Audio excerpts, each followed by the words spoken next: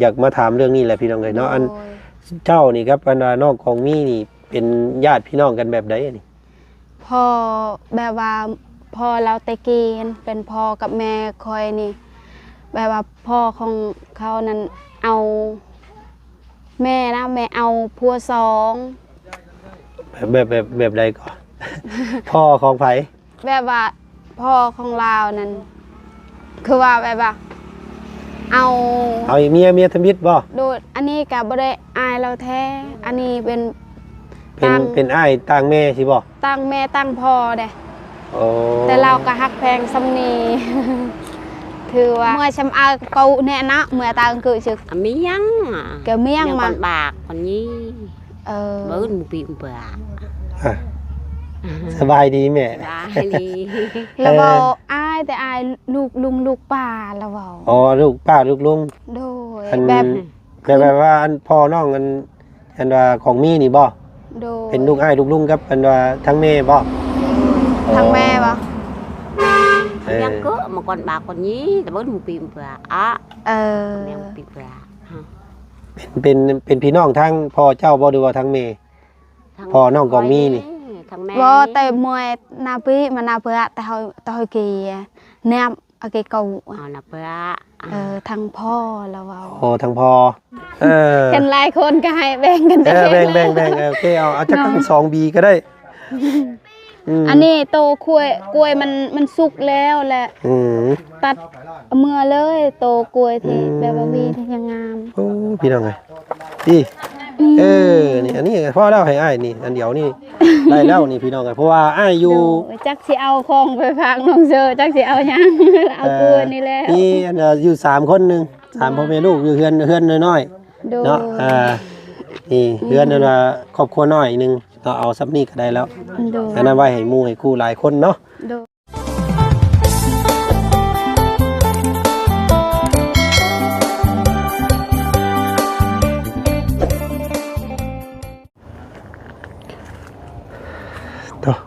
พี่น้องไงแดดแจ้งแดดแห้งแดดกล้าคือเก่ามื้อนี้พี่น้องไงเนาะเดียวบ่เห็นหน้าเห็นหลังบ่โพดโพ30 กว่าองศาเด้อพี่น้องเนาะมื้อนี้ก็ได้แดดแห้งๆเพราะแบบซี่นี่ถ้ามีพายุฝนพัดผ่านนี่มันอาจจะเฮ็ดให้มีลูกเห็บพี่น้องเอ้ยเนาะถ้าฝนตกนี่บ่ว่าเราได้นี่เนาะฮ้อนพี่น้องเด้ออยู่ฝั่งลาวเฮาเนาะเดือน4เดือน3เดือน4เมษาเนาะเข้าสู่หน้าฮ้อนเต็มโตพี่น้องเอ้ยเนาะคือว่าแต่ว่าผืนแผ่นไม้ผืนแผ่นดินยังได้เปรียบอยู่ปีนี้เพราะว่าฝนตกพี่น้องเอ้ยฝนตกเรื่อยแล้วก็ต้นไม้ต้นตอกถือว่ายังซุ่มเย็นอยู่ว่าซั่นซะพี่น้องเอ้ยเนาะแต่ว่าโอ้เนาะฮ้อนพี่น้องเอ้ยมื้อนี้ก็ทางบ่าวจันทร์กับมารับเอาบ่าวบุญกับอาจารย์ลาวพี่น้องเอ้ยเนาะเพิ่นก็สิเดินทางกลับนํกันว่าซั่นพี่น้องเนาะมื้อนี้เบิดเวลาก่อนว่าซั่นพี่น้องเอ้ยรอบนี้เนาะเบิ่งส้มเคสต่างๆเนาะก็ประมาณนี้ก่อนเมื่อจักมื้อ2มื้อพี่น้องเอ้ยสิขึ้นมาใหม่ เพราะว่าบ่าวบุญเพิ่นสิมื้อเยี่ยมพ่อเนาะบ้านอยู่สารวัตรพี่น้องเอ้ยพาลูกพาเมียเมื่อว่าซั่นเนาะก็ต้องได้กลับบ้านก่อนเนาะเมื่อเปลี่ยนสลับรถกันก่อนพี่น้องเอ้ยวันนี้ก็ที่26 27ขึ้นมาใหม่เนาะพี่น้องเนาะพอกันใหม่พี่น้องเอ้ยเอาก่อนอื่นเด้อพี่น้องเด้อกับทักทายเนาะสบายดีพ่อแม่พี่น้องเนาะหมู่เพื่อนกันหมดสุขุสุคนคือเก่ามื้อนี้พี่น้องเอ้ยก่อนสิกลับบ้านเนาะมาเอาของฝากจากน้องเงินว่าดอกแค่ก่อนเนาะเพิ่นว่าเพิ่นมีของฝากว่าซั่นพี่น้องเอ้ยเนาะบ่เอาก็บ่ได้ย่านเกรงน้ำใจเพิ่นพี่น้องเอ้ยเนาะแล้วก็อันสิมาลำลาน้องเพิ่นก่อนพี่น้องเอ้ยเนาะก่อนสิกลับบ้านพี่น้องเอ้ยเนาะก็มีทางอ้ายเพิ่นพี่น้องเอ้ยเนาะอ้ายใหญ่ใจดีคือเก่าพี่น้องเนาะเพิ่นเป็นผากว่าวหยอกพี่น้องเลยเนาะว่าโอ้ยว่าฉันเนาะเก่งทั้งแม่ทั้งลูกเลยว่าฉันพี่น้องเลยกำบ่ได้ลูกนี่เอาแม่ได้บ่ว่าฉันเนาะ เอ้ยพี่น้องเอ้ยเนาะเอาเว้านัวหัวม่วนกันไปพี่น้องเอ้ยเนาะอ้ายเพิ่นก็ว่าทั้งเก่งทั้งแม่ทั้งลูกเลยว่าซั่นพี่น้องเอ้ยแม่อันว่าบ่ได้ลูกก็สนใจแม่บ่ได้บ่เนาะเราว่าเนาะเอ้าจังไดก็ยังว่ากันอีกพี่น้องเอ้ยเนาะไผก็อยากได้แนวได้อ่า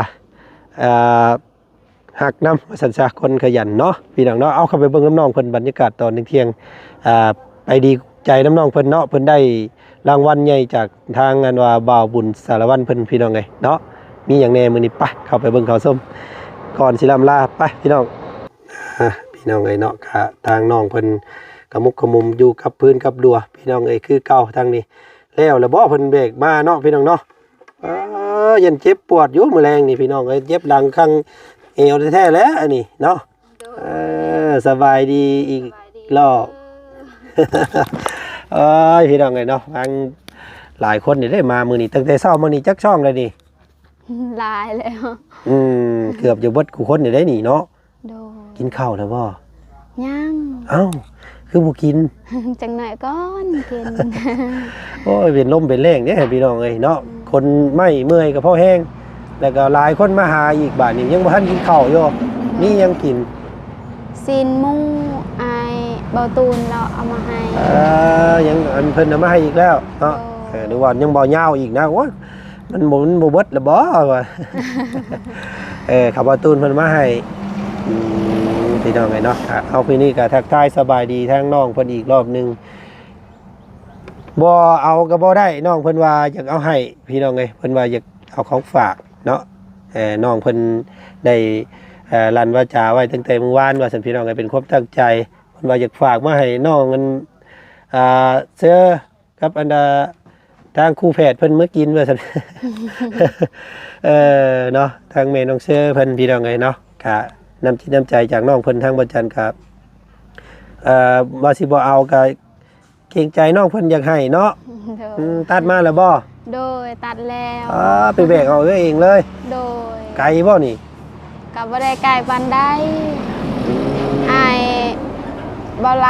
เรากับสาวกงมีเรามาซอยแบกนำกินเราไปรถนำ ข้าวกงมีกระซอยน้ำพี่น้องไง โดย แล้วนั่นก็ห้องน้ำเพิ่นก็ยังบ่แล้วพี่น้องเนาะแบบว่าสร้างเพิ่นมันบ่มีฟืนมีไฟก็เลยเฮ็ดยาก โดย แต่ลำบากแน่ มื้อนี้เราบ่มาหรือว่าจัก พี่น้องก็หยุดอีกแล้ว โดย โอ้ บ่ ย เห็นเลยแต่ เนาะ เช้านี่ หยุดเรื่อยก็ ทางหยุดตลอดเลย หยุดเรื่อยก็บ่ไหวแล้วอันนี้พี่น้อง โด เอ้ยเนาะทีมงานหลายคนมาก็อยากเข้าห้องน้ำแน่บางเทื่อก็ได้ โดย แล่นกลับมือปุ๊บ เห็นเวียดเบิ่งเวียดนั้นเฮ็ดก็ยากเนาะเขาใส่หลังคาแต่ก็สิแล้วเขา แล้วเลยได้อหันพี่น้องไงมื้อนี้ทางเบาอันนั้นเพิ่นมาจ่ายเงินมื้อนี้ทางลุงเฮิมเพิ่นถือว่าปิดจ็อบเบิดได้ทำนั่นพี่น้องไงเนาะ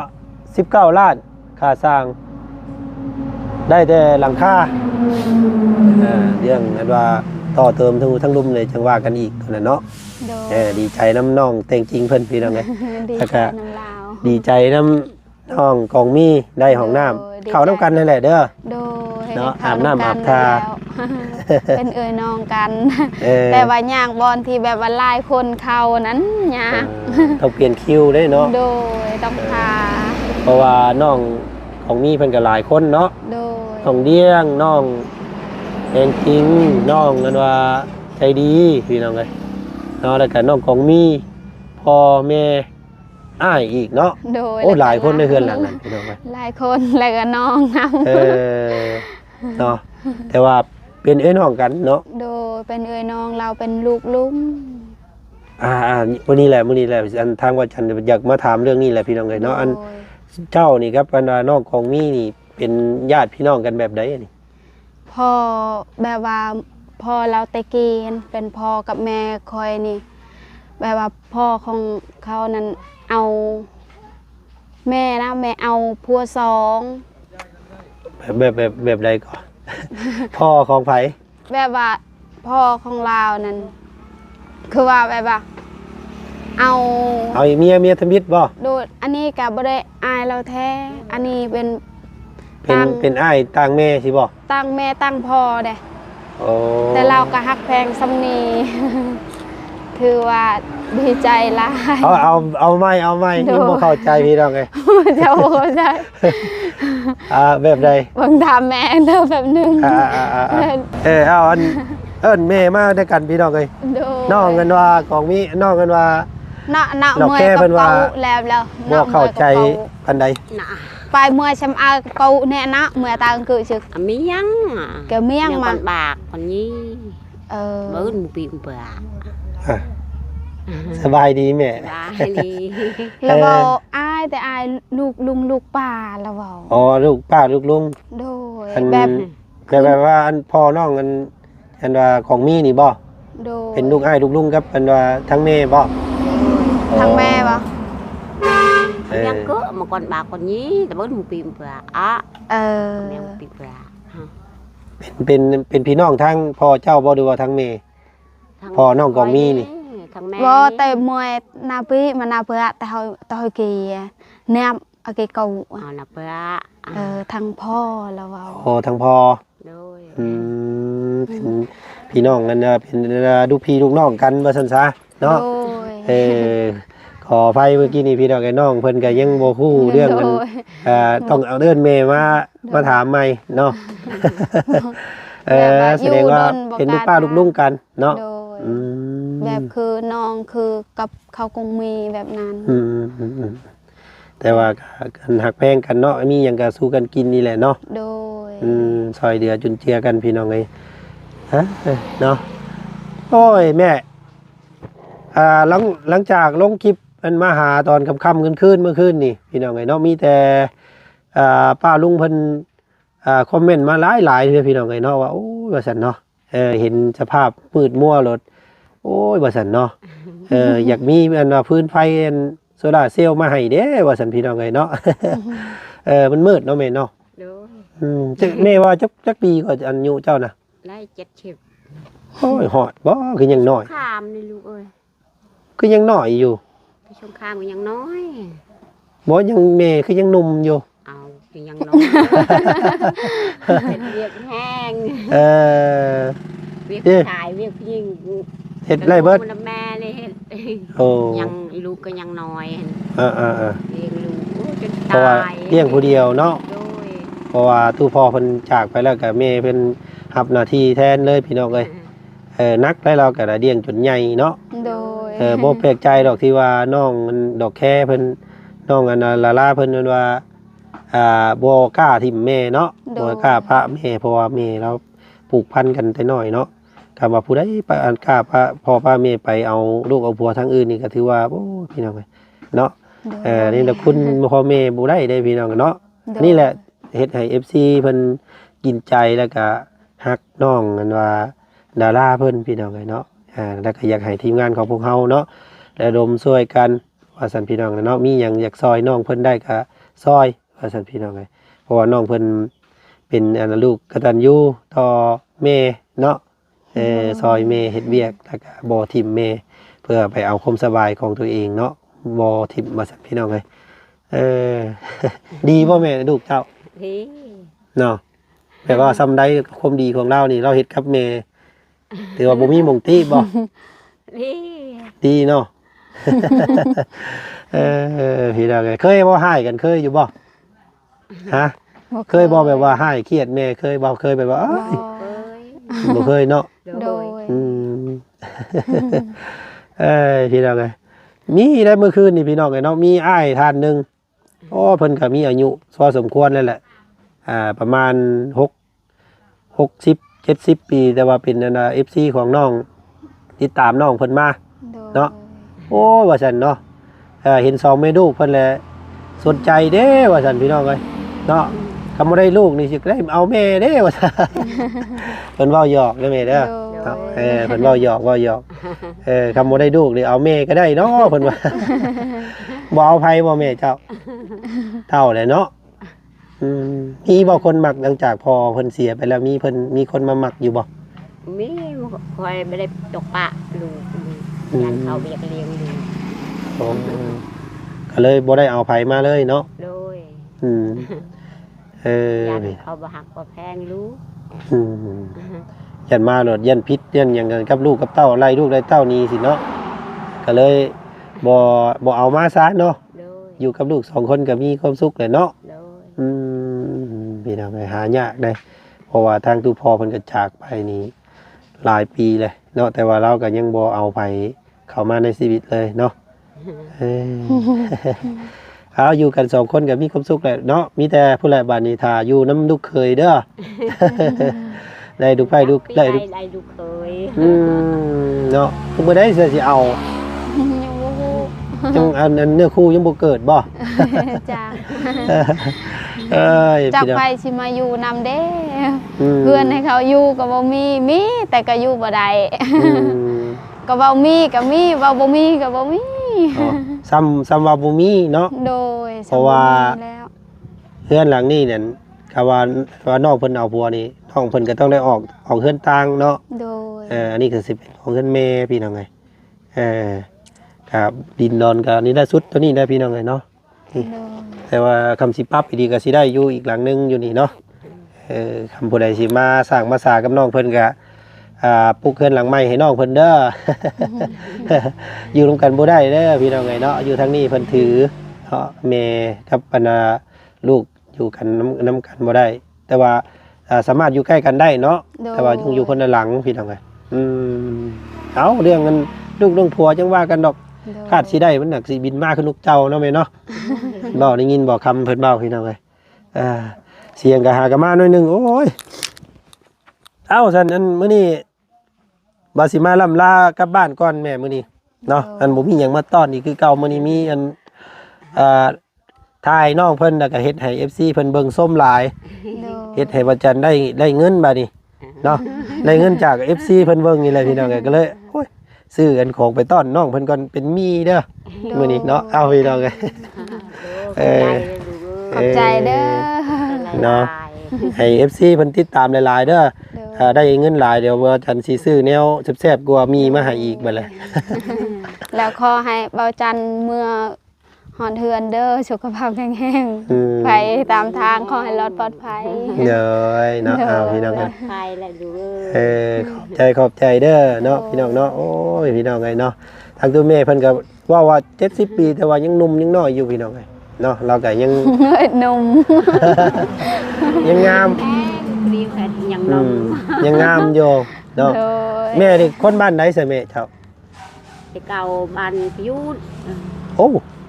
มาแต่ผู้โอ้มาแต่บ้านประยุทธ์ แม่ ผู้ เก่า บ้านเกิดเมืองนอนเนี่ยเนาะโอ้แต่ผัวน่ะอยู่บ้านนี่บ่โอ้เพิ่นเอากันเลยอันเอาเจ้ามาพี่บัดนี้ โดย โอ้พี่น้องไง มันเกิดพุ่นเข็ดดอยพุ่น ผ่านประยุทธ์ก็เคยเข้าไปอยู่เนาะทางพวกเขาเคยเข้าไปหาน้องวาสนาตอนน่ะลุยน้ำมันขามน้ำเซ่เนาะขามน้ำมันห่วยเนาะเป็นบอกมีน้ำห่วย น้ำเซบ่มี ก็น้ำห่วยที่มันขี่เอาเหือขามเนาะยามน้ำมันมาแห้งๆนะ น้ำห้วยเด้ สองห่วยบ่ฮอดอันมี2ห่วยบ่ เคยเข้าไปอยู่ เข้าไปตอนนั้นน้ำหลายฝนตกเอาเหือให้เพิ่นเอาเหือลอยมาเอา วันประยุทธ์นั่นแหละเนาะเข้าไปโอ้พี่น้องไงเนาะไปหา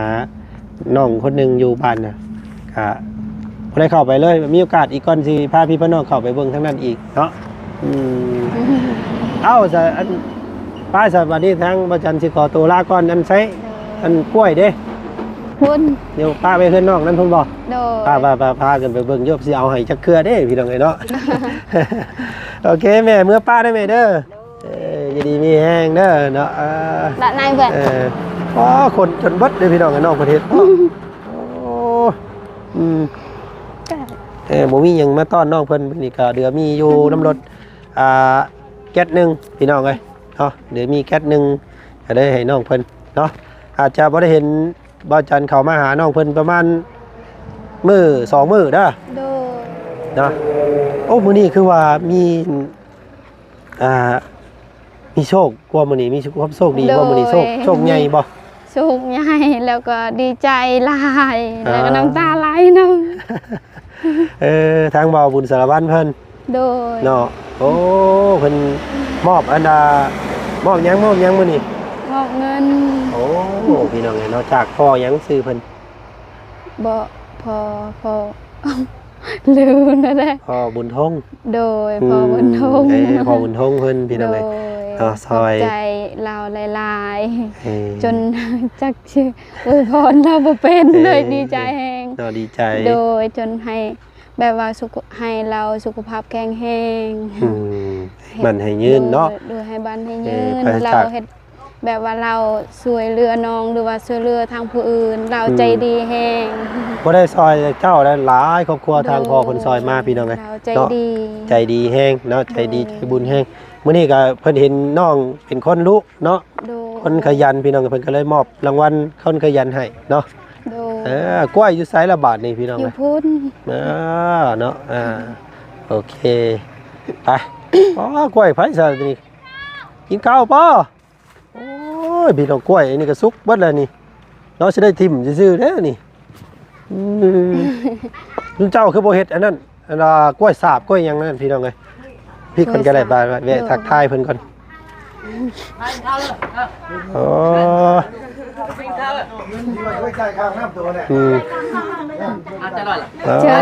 สบายดี สบายดีเด้อ กินข้าวก็มีอย่างเนาะนี่เนาะ จับกล้องไม่กล้องจะข่อยบริษัทลายมือแอนคนใกล้เจ้าน่ะ ฮะ คนใกล้ ไก่ต่อ ใกล้ต่อ แม่นต่อ หลายคนหลายเป็น เฮ็ดไปเลยมือเลยมันยังสิทันเราเลยแล้วจะจ้าบางอ่ะ จ่ายแล้วจะได้เอาเลยอันอ้ายกินแล้วกินนี่ ใกล้อบปูอัน เป็น เนี่ย หยัง บ่ แม่คนบอกว่าไม่ แซ่บแซ่บ เขาไม่ล่ะ เอาแซ่บเลยอันอ้ายกินแล้ว เดินแซ่บ เนาะ จ้า อันน้องเพิ่นเอานี่พี่น้อง นี่น้ำก่อน น้องเพิ่นเอากล้วยมาฝาก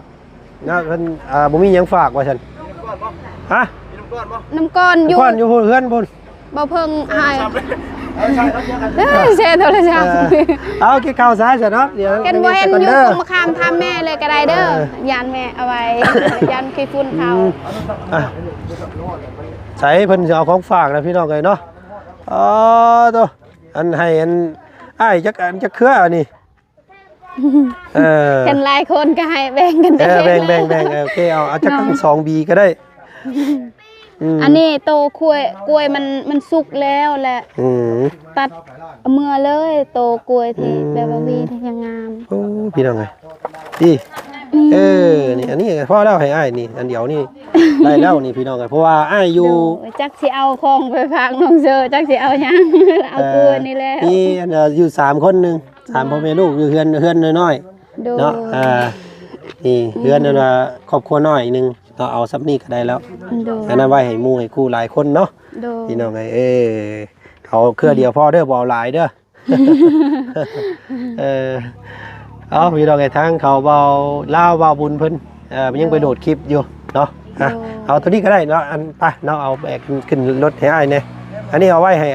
อาจารย์เพิ่นครอบครัวใหญ่ โดย หลายคน นี่เนาะ โอเคอ้ายอยู่3คน3คนนึงอันอ้าย โดย กินบ่หลายหรอกเอาไง อยากตัดลายอยู่แต่มันบ่แก่ยังอ่อนกล้วยที่ยาวนะมันยังบ่แก่ โอ้กล้วยยังเราเอิ้นกล้วยเงาบ่ บ่แบบว่าเครือที่มันใหญ่ ขึ้นยังบ่ทันเอาลงซำเลยเมื่อฮอดก็สุกแล้วนี่เนาะไก่ช่ำพี่น้องไงเนาะสวรรค์เขตผู้เขามาผมก่อนโอ้ยฮ้อนอ๋อตัวเจ้าอย่าไปเผาให้เผาสวนได้แบบนี้พี่น้องไงเนาะเป็นลมได้นี่แดดฮ้อนแห้งเนาะ แบบว่าแดดนี่ก็แห้งคันตอนแรงก็ถึงว่าแดดก็ยังไป เวลา2 โมง 3 โมงถ้าเวลาเฮ็ดเวียกนี่ก็ต้องไป ป้าบ่ได้เนาะ โดย พี่น้องไงก็ขอบใจสำหรับของฝากของต้อนเด้อ โดย น้องเพิ่นว่าโอ้ยว่าซั่นเนาะตั้งใจเอาตัดมาให้ตั้งแต่เมื่อเช้านี่พี่น้องไงเนาะก็บ่เอาก็บ่ได้น้องเพิ่นก็บ่มีหยังฝากแล้วน้องเนาะ โดย บ่มีหยังก็บ่เป็นหยังดอกพี่น้องไงเนาะเอาไว้สู่ซุปข้าวกินเนาะ โดย เนาะพอได้กินเรื่อยอยู่เขาน้องๆเพิ่นเคยให้เรื่อยอยู่เขาน้องสอนพี่น้องสอนน้องไม้น้องทายเขาน้อง วัวเนาะเพิ่นเอากล้วยให้แต่เก่าเรื่อยอยู่ โดย ก็พอได้กินน้ำเดือยอยู่พี่น้องไอ้เนาะเขาน้องหลายๆท่านที่พวกเขาบ่ได้เอ่ยก็ยังหลายอยู่เพิ่นเอาให้เลย โดย เนาะได้กินเดือยอยู่ดอกพี่น้องเนาะโอ้ดีใจนํเนาะมีสิ่งดีๆเข้ามาก็ขอให้มีสิ่งดีๆเข้ามาเพิ่มเติมอีกเรื่อยๆเด้อซะเด้อ โดยขอบใจได้หลาย นั่นแหละพี่น้องไอ้เนาะก็ขอให้เป็นคนขยันแบบนี้แล้วก็น่าฮักกับทุกๆช่องแบบนี้อีกเนาะ โดย พี่น้องเอ้ย เอาจังซั่นเอาขอโตวก่อนเนาะยันมีหลายเคสอีกก็ต้องแวะสิแวะบ้านอะไรอีกแน่ โดย แล้วก็สิแวะบ้านห้วยยึงเคยรู้จักบ่บ้านห้วยยึงเคยบ่ บ่เคยไป อยู่ใกล้ๆกับตัวเมืองเซโปนพุ่นแหละ โดย เนาะสิมีหลายแวะหลายบ่อนแน่พี่น้องไงมื้อนี้ก็12 โมงกว่าแล้วตอนนี้เนาะพี่น้องเนาะเพื่อเดินทางเห็นไหวหลายทางอีกโอ้ยค่ำพอดีเพื่อฮอดพี่น้องไง โดยเดินทางปลอดภัยเด้อ เอาซะเนาะโอเคได้ทำความรู้จักเพิ่มเติม สรุปแล้วน้องเพิ่นเป็นญาติกันครับน้องของมีทางพ่อเนาะ โดย ทางพ่อของเจ้าบ่แม่เว้านะ พอทางพ่อลาว พ่อน้องของมี หรือว่าอิหยังก็ภาษาอายเอิ้นว่า ปู่ ปูบ่ อันน่ะพ่อของประตูนี่บ่ โดย พ่อของพ่อแล้วนี่บ่ โดยแล้วก็พ่อทางแม่เอิ้นว่าพ่อเฒ่าเนาะ โดย อ๋อแบบว่าทั้งเป็นเพื่อนอ้ายเป็นน้องกันพ่อทวดเนาะเพิ่นเอิ้นเนาะพ่อตู้ทวดประมาณนั้นพี่น้องไงเนาะ เราก็แพงสำนี